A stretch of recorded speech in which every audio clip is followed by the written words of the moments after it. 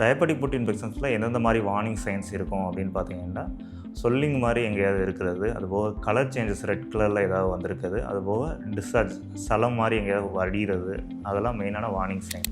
இப்போ ஒரு இடத்துல சின்ன காயம் இருக்குது, அது மோசமானதா அப்படின்னு கேட்டிங்க அப்படின்னா, இப்போ டாக்டரை போய் கன்சல்ட் பண்ணி பார்த்தா அது உள்ளே எவ்வளோ தூரம் எக்ஸ்டெண்ட் ஆகி போகுது அப்படின்றத கண்டுபிடிக்கலாம் ஒன்று.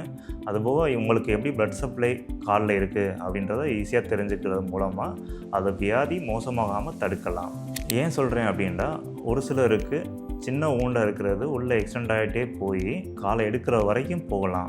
டயபெட்டிக் ஃபுட் இன்ஃபெக்ஷன்ஸில் எப்படியெல்லாம் ப்ரிவெண்ட் பண்ணலாம் அப்படின்னு கேட்டால், சுகர் கண்ட்ரோல் பண்ணுறது மூலமாக, அதுக்கப்புறம் டெய்லி காலையில் காலை ஒவ்வொரு பகுதியாக பார்த்து ஏதாவது டேமேஜ் ஏதாவது இருக்கா எங்கேயாவது அந்த மாதிரி பார்த்துக்கலாம். இப்போ ஃபார் எக்ஸாம்பிள் பாத்ரூம் போகிறோம் அப்படின்னா காலை ட்ரையாக வச்சுக்கலாம். அதுபோக வெறுங்காலில் நடக்கிறத தவிர்த்து ஷூ இல்லாட்டி செப்பல் போட்டு நடக்கிறது மூலமாக டயபெட்டிக் ஃபுட் இன்ஃபெக்ஷன்ஸை தடுக்கலாம்.